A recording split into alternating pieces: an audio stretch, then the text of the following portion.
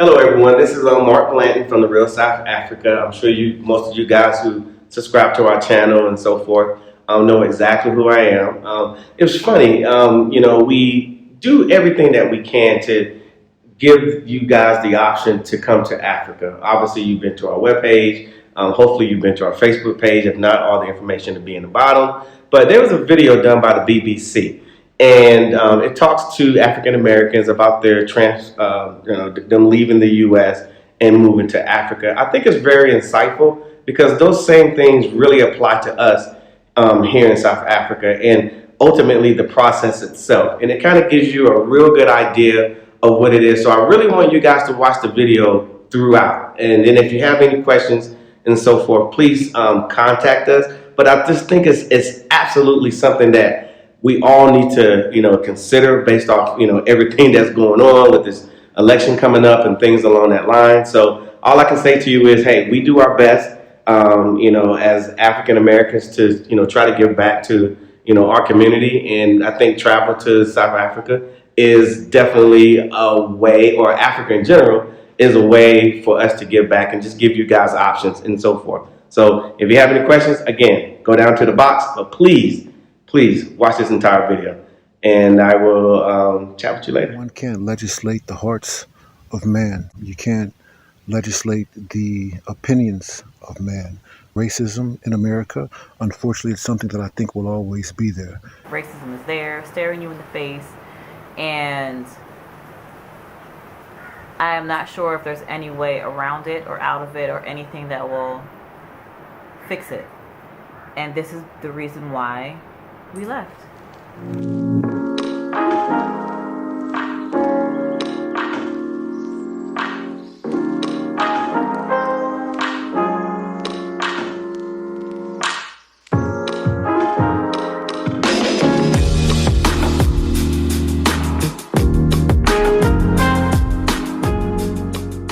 Been in Uganda for about 2 years off and on. Now this year I've decided to stay permanently. So I chose to be here because the cost of living is much more maintainable, and I don't feel like I'm in danger anymore. Like, there's other things that I have to be worried about, but I don't feel like a target. I don't feel like someone wants to take my life or wants to control my life just because of my color. We are in Dar es Salaam, Tanzania, and we've been here for about 5 months. When we came here, the ultimate decision-making aspect was seeing how happy the children were here and how easily they made friends. And that was such a relief to me, and I was so happy. And we decided to stay. We just fell in love with Tanzania. We just wanted to feel somewhere where we felt at home. I'm joined by diaspora repatriate Mr. Brian Wheeler. I've been in Africa for a little over 11 years now. I've always felt that Africa was and is home. I've always felt that I'm an African, although an African in the diaspora. It was a natural feeling. Once I landed on the continent, I felt so at home, I felt at ease, and I felt at peace. It was a natural emotion to want to move to Africa. Life here in Uganda is much more manageable than life was in America. In America, I constantly felt on pressure. I constantly felt stressed because I always have to make ends meet.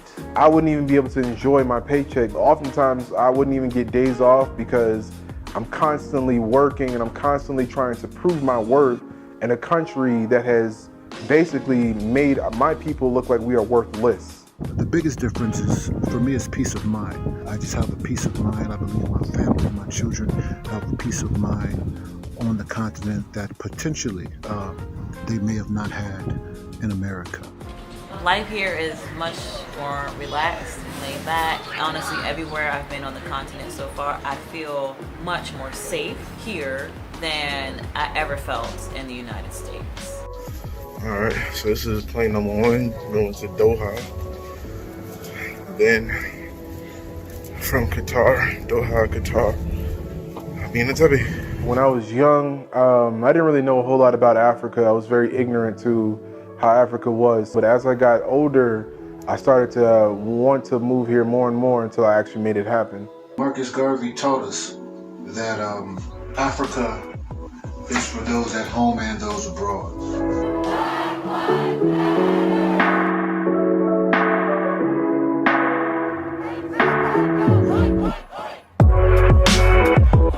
America was founded on the backs of enslaved Africans. So racism in America is as American as apple pie. I have not experienced racism in Africa, but I have experienced some prejudice and some stereotypes in Africa. I grew up in a predominantly white suburb outside of Pittsburgh, Pennsylvania. In my opinion, Pittsburgh in general is extremely racist. Because we grew up where we grew up, I've dealt with it from when I was young until I left and went to college. You know, I've been called the N-word from elementary school. I mean, I've gotten into confrontations with other kids, and it's something that honestly, I would be here all day if I was telling you all the experiences that I had with racism in the United States. Really, from being followed in stores, to being pulled over by police for no reason, to, you know, being talked down to because those microaggressions are important, and you know, generally speaking, we do recognize them when it happens. To not being offered jobs, to, you know, I mean, I could just, I'll be here all the day, you know, explaining to you on a daily basis what it is like to be black in America. I remember very clearly the first year we lived in Oman. We had this little compact car, and we were just, you know, taking these little road trips and driving. And I had this moment of like, I wonder if this is what white people feel like in America. Like, the whole road is yours. The whole land is yours.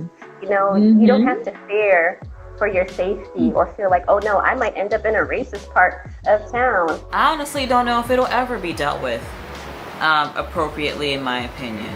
And this is the reason why we left. All my black brothers who don't deserve to die by a gun. Pakistan, what we want to stand. No justice, no peace. No justice, no peace. Somebody needs to stand up. More nations need to stand up. Back up, back up, back up, back up. I was just pulled over really quickly back there on the way out of my part of town. And, you know, they do that sometimes just to check your license and what have you. And the interaction that I had with this police officer, I don't think he's ever pulled me over before. And he was so nice. He asked me where I was going. He said, "Are you okay? Is everything all right?" He didn't even take my license. And he was joking with me a little bit, and that's it. And he just kind of sent me on my way. And, you know, after that, I got a little emotional because I just started thinking about, like, how different that experience would have been in the United States. Because even if you don't die or you don't get completely violated by the police officers in the United States, it's still not a good interaction when it comes to us. Fortunately, the only interactions I did have with the police were basically traffic stops. But even traffic stops oftentimes are extremely stressful. The difference between policing here in Uganda and America is drastic. I mean, here in Uganda, police have their own way of doing things, but they don't target people specifically that I know of just to harass you or to take your life or whatever the case may be. I mean, there are some situations that are questionable here, but for the most part, you're not being targeted just because of your color or your race or your nationality.